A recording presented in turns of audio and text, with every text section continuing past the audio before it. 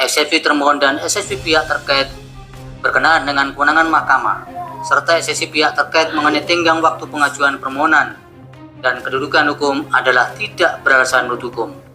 Mahkamah berwenang mengadili permohonan aku. Permohonan diajukan masih dalam tenggang waktu yang ditentukan oleh peraturan perundang-undangan. Pemohon memiliki kedudukan hukum untuk mengajukan permohonan aku. Eksepsi termohon berkenaan dengan pokok permohonan adalah tidak beralasan menurut hukum. Permohonan pemohon tidak beralasan hukum untuk seluruhnya. Berdasarkan Undang-Undang Dasar Negara Indonesia tahun 1945, Undang-Undang Nomor 24 tahun 2003 tentang Mahkamah Konstitusi, sebagaimana telah diubah terakhir dengan Undang-Undang Nomor 7 tahun 2020 dan seterusnya dianggap dibacakan. Amar putusan mengadili dalam eksepsi, menolak eksepsi termohon dan pihak terkait untuk seluruhnya.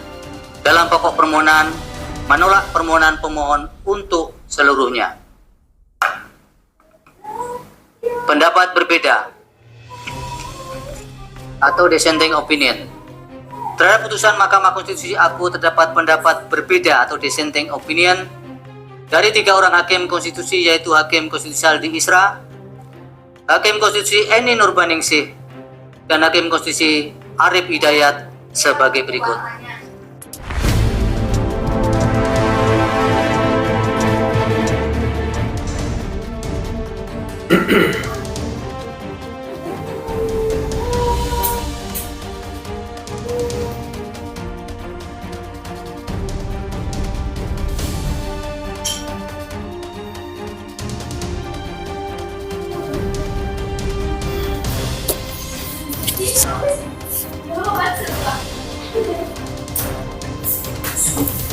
Ya, itu poinnya bahwa permohonan pihak 01 ini yang tadi pertama kali dibacakan adalah keputusan Mahkamah Konstitusi atas permohonan atau gugatan pihak 01, yakni pihaknya Anies Muhaimin. Ini setelah 4 jam lebih ya, itu tadi yang kita dengarkan bersama adalah konklusi atau kesimpulan putusan Mahkamah Konstitusi yang pada intinya seluruh permintaan pihak pemohon, pihak Anies Muhaimin, ditolak oleh Mahkamah Konstitusi. Yakni permintaannya untuk mencoret Gibran Rakabuming Raka, permintaannya untuk membatalkan hasil pemilu, dan permintaannya untuk diadakan pemilu ulang tidak dikabulkan oleh Hakim Konstitusi. Dari 8 anggota Hakim MK, hanya ada 3 yang berpendapat berbeda atau dissenting opinion tadi, yang tadi sudah dibacakan by name oleh Ketua MK Pak Soehartoyo. Jadi sudah ya, jadi nggak usah punya keyakinan lagi sampai itu Refli Harun sejak kemarin keluar yakin gugatannya akan dimenangkan oleh MK. Faktanya zong, tidak ada yang diterima satupun dari poin-poin gugatan yang diajukan oleh pihak 01 karena dianggap tidak beralasan secara hukum. Ya, ini sedikit saya bacakan. Di Hakim MK tak ada satupun paslon yang keberatan penetapan capres-cawapres. Yang ini.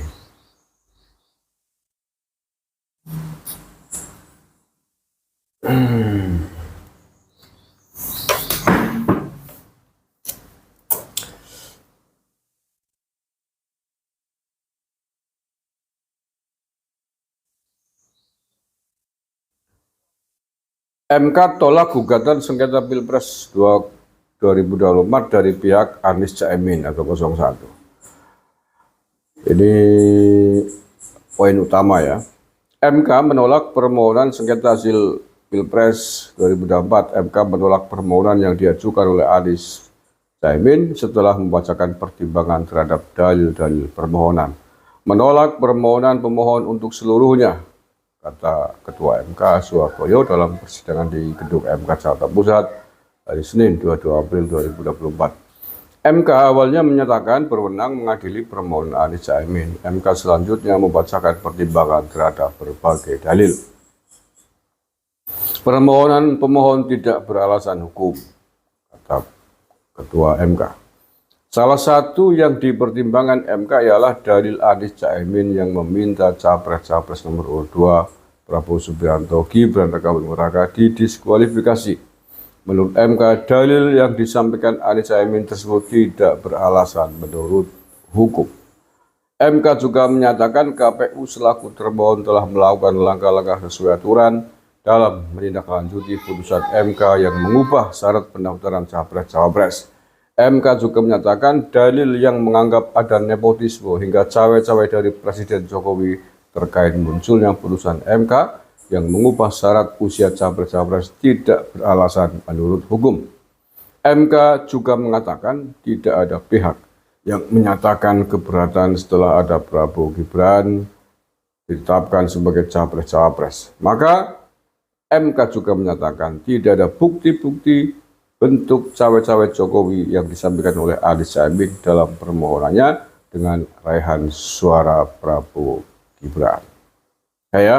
Sampai detik ini, jam ini saya ngambil video, yakni pukul 14:54 sidang sengketa sidang putusan sengketa hasil Pilpres masih belum selesai, masih dibacakan dissenting opinionnya oleh 3 hakim MK tadi.